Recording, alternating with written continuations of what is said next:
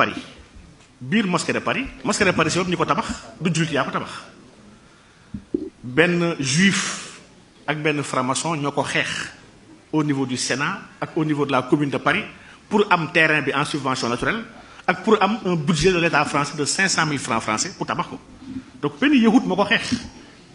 ku dugg biir mosquée de Paris ku fa mës a dem su fa duggee dina xam ni mosquée bi y a des symboles maçonniques yu nekk dans la mosquée donc lii agression interne la au niveau de l'islam du yem foofu am nañu léegi ay juma biir France yoo xam ne ki koy jiite homosexuel la imam bu siiw la mu ngi tudd imam Mohammed Ludovic Zaïd bind na téere ne moom yonent bi sallallahu alayhi wasallam bu nekkoon ci jamono bii dina marier ay góor jigéen yemu ci jël na ay saxaaba yonent bi sallallahu alayhi wasallam yu bëri mu lim leen ci biir téereem ne ñooñu ay góor jigéen la ñu woon te yonent bi xamoon na ko tuddee ko le Coran et la chair maanaam alquran ak ndawal nga gis ni imam boobu dafa jiite benn mosquée bu mag bi nga xam ne tuddee na ko mosquée inclusive bi nga xam ne pour c'est les LGBT c'est pour les lesbiennes les bisexuels les gays ak les transgenres c'est pas le premier ku ñuy wax Kahina Bahloul jigéen la benn métisse tunisienne la ubbi na une mosquée inclusive en France bi nga xam ne góor ak jigéen dañu war a taxawandoo ci benn même sàppe et que jigéen soxlawul muy muuru pour julli ndax muuru bokkul ci l'islam donc xeetu agression yi nga xam ne ci biir l'islam la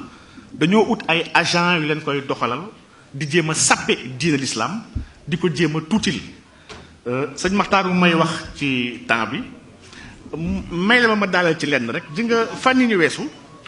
ñu ngi doon waxu homosexualité au Sénégal drapeau bi dama ragal Sénégal ñu ko xamul woon sax léegi mujjee ñu ko xam drapeau bi muy drapeau bu homosexuels yi tànnal seen bopp muy le drapeau de la communauté LGBTIA drapeau bi 6 couleurs la gis ngeen ni rouge a nekk ci kawam orange topp ci jaune vert bleu ak mauve li tax fan yi ñu jugoon ci drapeau bi artiste boobu ñuy wax Wally Seck dafa sol drapeau bi di def concert Sénégal dafa sol fësal ko ci bés bi nga xam ne jamono yooyu en Europe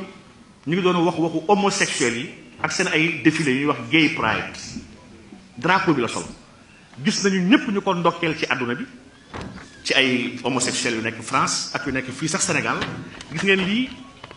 homosexuels yuy doxantu seen gay pride ñoom ñooy yor drapeau bi di ko màggal ndax nee mooy seen signe képp ku ànd ak ñoom moom nga war a yor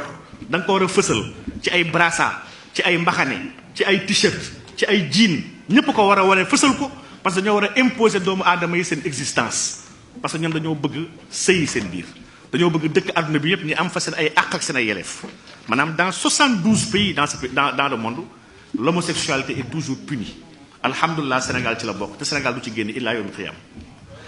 lii ndokkel la bu communauté LGBT yi di ndokkelee Wally Seck ci travers ci Twitter di ko jaajëfal di ko béggee ci fit bu mu am malgré que ñu ngi koy saaga di ko xas ci fësal seen ay couleurs imposé ko Sénégal yi ànd ak ñoom défilandoo ak ñoom seen ay bëgg-bëgg lu tax ma tudd drapeau bi dafa am alxuraan bu ñu jël defar ko ci drapeau bi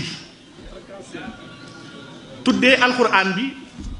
le noble Coran arc-en-ciel drapeau exact bu góor jigéen lañ ci def ci biir alxuraan bi dama nekk di foo sama mbokk aadama moo ma ko jox pour ma gëstu ko Imaam Diop won ko mbooloo bi may foo di xool ne xam ma jël yenn aayaat yi nga xam ne dafay wax ci asxaabu Luut ci suratu Araf aaya 80 ba 84 suratu Huud surat yu yëpp ma koy jël benn par benn di xool aaya yooyu nas bi ci lugatul arabiyya laaluñu ko waaye traduction française bi soppi nañ ko maanaam le sens dafa dellu ci jàngale boobu Ludovic waxoon ne góor jigéen araamul ci islam et il défend que Sodome ak Gomorre bu alxuraan tudd te Bible tudd ko yàlla alagu leen ndax dañoo nekk ay góor jigéen waaye fen alag parce que ñu doon violer ay gan lii mooy position wu imam Ludovic Zaïd ak yeneen aïma yi nga xam ne dañoo bokk ci kuréelam lii lu grave la ñuy attaquer l'islam dans ses symboles ndax bu ñu fàtte ni islam mun naa wax ni ñett kese mooy l'islam ñett yi mooy pilier l'islam bi si njëkk mooy alquran bu ñu ko commencé attaqué di am projet effacer yenn aaya projet changer yenn aaya